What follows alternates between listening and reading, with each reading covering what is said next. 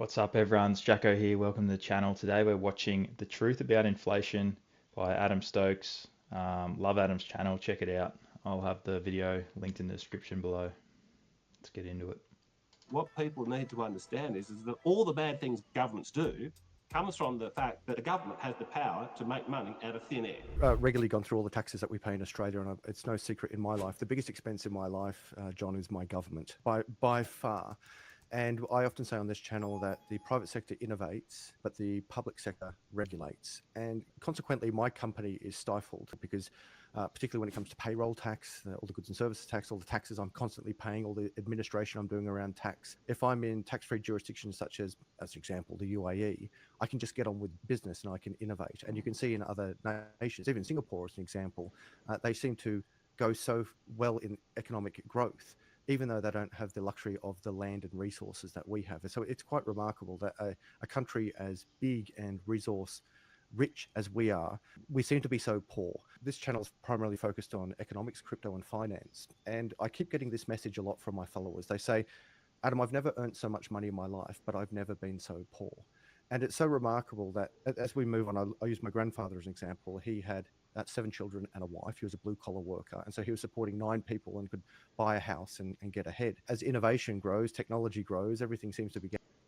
Isn't it crazy when you look back on history and you see that's when it really kind of hits home how far we've slipped?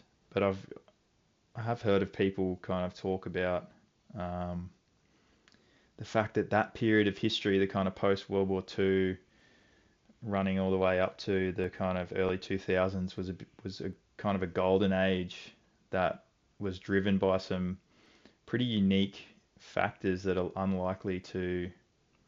uh, unlikely to be repeated. Just kind of, just for example, the baby boom was one thing, huge kind of organic population growth that created an economic boom. The rise of China as a manufacturing powerhouse, producing cheap goods to kind of fuel that population and their way of life through pretty kind of brutal slave labor and things like that. And now we're kind of just, I guess we're kind of just in the process of that old system kind of falling apart, where part of what made that kind of period of time the golden era was the kind of decoupling of fiat currency from gold, which then allowed governments to print money like they're talking about here. And that helped to kind of keep that system going for a little bit longer than it would have been able to otherwise. And we've just, I mean, you can see the exponentially increasing nature of this system, the way that it requires more and more debt and more government spending to keep it going. And mathematically, it's eventually going to blow up. But yeah, we're the lucky ones that get to kind of live through that time. And some people argue that the next will be saved by the robots and the AI and the kind of green energy revolution, and we'll all have cheap energy and we'll all live in a utopia. But it could go the complete other way as well. It could all blow up in our faces and we enter the dark ages. We'll just have to wait and see. Getting better, we are getting poorer. You mentioned big government, or we know about big taxes, and we talk about inflation. This is the segue that I'm weaving in here into Bitcoin. Now, many people get very upset with Bitcoin, but the reality is inflation in pure economic terms is caused by the inflation of the money supply. I don't print money, you don't print money, governments and banks print money. So until we accept the truth of economics and finances, that inflation isn't caused by you and me buying a cup of coffee and creating jobs and stimulating the economy. Inflation is caused by printing money. So until we accept this in government and as people, we are going to continue to endure inflation where people are losing their purchasing power. And So what's the strategy, guys? For years I sat with my money in the bank just inflating away, not really understanding any of this stuff. So I think it's good that these videos are gaining popularity. It's good that the message is getting out about inflation and the kind of insidious nature of it, because it sneaks up on you, and before you know it, you can't afford a house anymore because it's just gotten out of reach. So you need to understand investing. You need to understand the difference between a sound money such as Bitcoin and gold and a fiat currency that's used as a medium of exchange for short-term transactions, but you don't just want to sit with your money in cash um, for any kind of long duration of time. Rich are getting richer. What is your take on Bitcoin versus the system that we have at the moment? If somebody gets their head around the concept that the currency, the means of exchange, does not have to be controlled by the state. People can actually just invent their own ways of having a method of exchange, and we don't need the government. They then become a libertarian. They understand, yes, the government is not our all-supreme boss, and it should be very much put in a contained box. I did not know much about Bitcoin before I joined the Libertarian Party. I very quickly realised the Libertarian Party is full of very bright, smart people, and so many of these bright, smart people love Bitcoin. I can see what's happening. I'm a fan of Donald Trump, but he has, the US government debt now is about 36 trillion. Adam, he's just proposed a budget which is going to result in the US government debt being about 56 trillion in about 9 years' time. That's Donald Trump. He was meant to do the Doge. I'm bitterly disappointed. Yeah, a lot of people had a lot of faith in that, but look, you literally can't stop. I mean, the whole system is propped up by government spending at this point. If you cut government spending, if you removed the government from the equation in any kind of meaningful way, you've got a Great Depression, the likes of which we've certainly never lived through as our younger generation, but it's probably, I mean, it's complete financial reset and collapse. So it just can't happen, guys. Like, there's only one way out, and it's inflation. So they're going to inflate the debt away. It's capital controls, so they're going to restrict freedom of movement of your money, so you're not going to be able to get your money out of the system. And governments are just going to naturally become more and more tyrannical. They're going to come up with more and more creative ways to tax us. We're already seeing this now in Australia with the unrealised gains super tax. And it's just going to continue to get worse, I think. And I think Musk was trying to do the right thing, but they just can't get it through the Congress, and that's a Republican-controlled Congress. So what's happening is the world is on the road to, the United States is on the road to the old Argentina. Look at that. Debt per citizen, 107,000 USD. Debt per taxpayer. Jeez.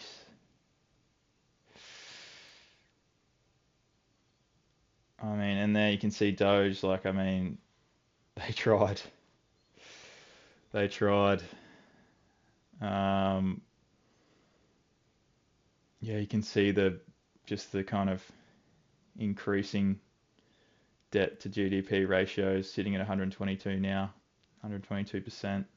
It's not looking good. And that's just going to basically blow things up. And the way I look at, I try to explain to people who've never sort of thought about this, the way I try to explain Bitcoin to people is this. Imagine if you had an old medieval kingdom and the king's there and everyone's happy. And there's farms and there's towns and villages, okay? The king decides he wants to go to war. The king has taxes on the people and the people are paying the taxes, okay, all happy. But the king, because of some personal dispute he has with the king over the other side of the hill, he says, I want to go to war. Now, wars are expensive. How's he going to fund the war? Now, option one is he goes and increases the taxes on the people. But then the people might say, well, we're pro the war, king, but we don't want to pay for it. And if you want us to pay for it, we won't be in favour of the war. So what the king then says is, okay, well, don't pay for it, don't pay with your taxes. I've got this little machine down in the dungeon of the castle, the mint. I'll just go and invent new currency. I'll just go and, out of thin air, because I'm the one that controls the currency as it is, I'll just make new currency, and that'll pay for the war. And then the people don't notice that. They don't notice it immediately. So the king goes and does his war, okay, but there's a lot more currency now in the system, but there's the same amount of goods, okay, physical goods and assets in the little kingdom. I think something that's standing out to me here is that's just popping into my mind right now is a lot of this relies on a kind of an ignorant and ill-informed voting public who who doesn't understand what's going on. And so and that allows politicians to kind of do this sneaky stuff and get away with it. So, and I've heard people kind of talk about this as well and argue it in the past is, democracy really relies on a smart, intelligent and informed voter base. And I mean, the amount of people I know that just go to the voting booth and just kind of throw away their vote or draw a penis on the ballot or just say, oh, I'm just going to vote for this person because don't really know what they represent or anything, but just it's who I've voted for forever. Like, we can't. And then you end up with a system like this, 50 years goes by of people doing that, and then is it really a surprise we end up with a system where our politicians are just doing shady shit behind the scenes? They're not able to be upfront with us about, hey, we need to increase taxes because of this. They've got to go and do the sneaky printing in the background and then tax us through inflation. That's, I guess, another side of that coin as well, is, us as citizens have to accept some responsibility for being ill-informed. But there's a lot more currency. Gee, surprise! So the currency is simply worth less money. During COVID, I wish the governments around the world could have said to us, "Look, we've got to fight COVID. We're going to fight it by putting your taxes up by 15%. That's the only way." Then everyone would have said, "Get lost. We'd rather use the virus."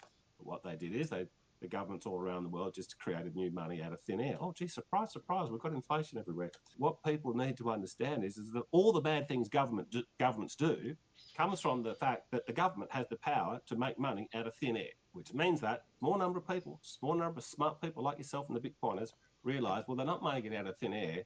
They are silently robbing everybody else through inflation. Now, unfortunately, if Donald Trump... Yep, that was a good example. So, yeah, imagine COVID happened. We've got to shut down because of this pandemic, and that's a whole nother can of worms if you want to get into that. But let's just use that example. We shut down. The government comes out, says, "Look, guys, we're gonna have to generate some more money. Well, during this kind of tough time, we're gonna have to increase everyone's taxes." Wouldn't have gone down well. So, what do? Well, they go into the back room and they start printing money, and the end result is we all get taxed anyway because through the inflation. I mean, at one point, inflation was 10%, or was 9% in Australia, I think, was the kind of peak. But you can see that as an inflation on everyone. Oh, sorry, a taxation on everyone. So the end result is the same, but I guess there's an honest way to go about it where our politicians are honest with us and we can stomach that as citizens, and then there's a dishonest way where they have to lie to us to kind of placate us and come up with other solutions. It's interesting. Can't get on top of this, and it doesn't look like he's got any intention of getting on top of it, and no other bastard's going to get on top of it. That means that the current fiat currencies that created money out of thin air, are going to collapse at some point. Now, I don't know whether that's going to be in 5 months, 5 years, or 5 decades, but it's inevitable. It's got to happen. And then at that it's point, mathematically inevitable. Humans are still going to be growing apples and oranges. They're still going to be making cars. They're still going to be doing stuff. But how are they going to, if the government's money's worthless, how are they going to exchange? Well, I think that this Bitcoin thing is going to be, hopefully, the way of the future. Beautifully said there. I'm cognizant of your time. I'll wrap up here because I know you have to go. I'm very grateful. But what we say here is, yes.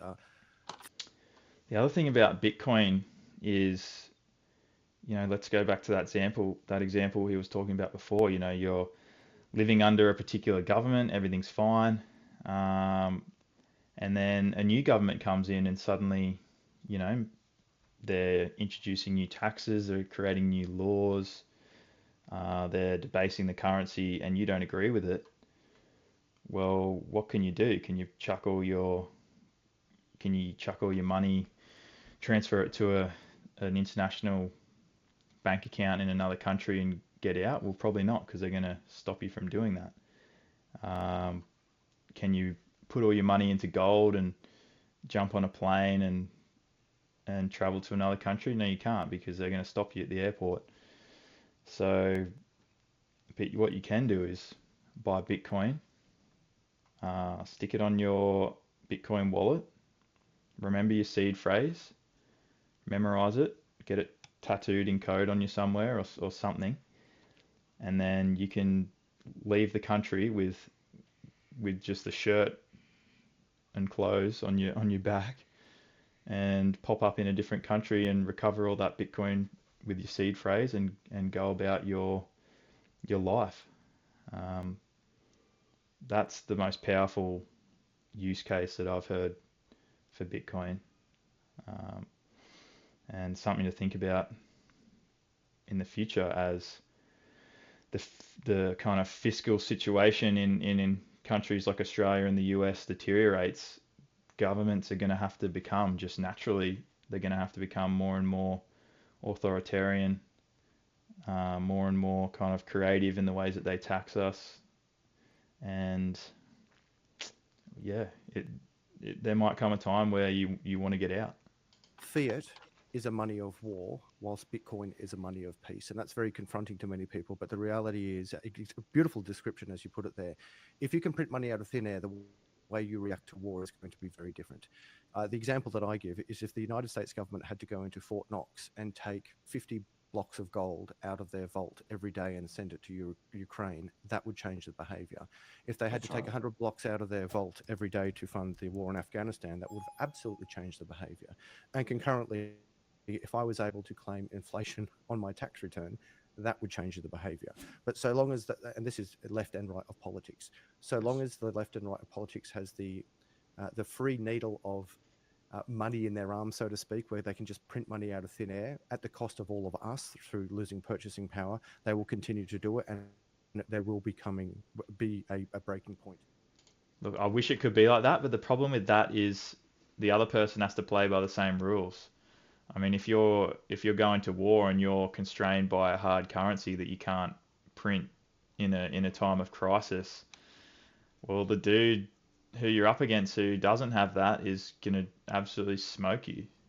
Uh, yeah, that's just the way the world works. I love Bitcoin as a store of value and as an escape from the collapsing system, but I don't think Bitcoin solves war. I think war is, until we all collectively hit the Enlightenment, I think we got a fair way to go. So thanks for watching this one, guys. Hit the comments, let me know what you think, and I'll see you in the next one.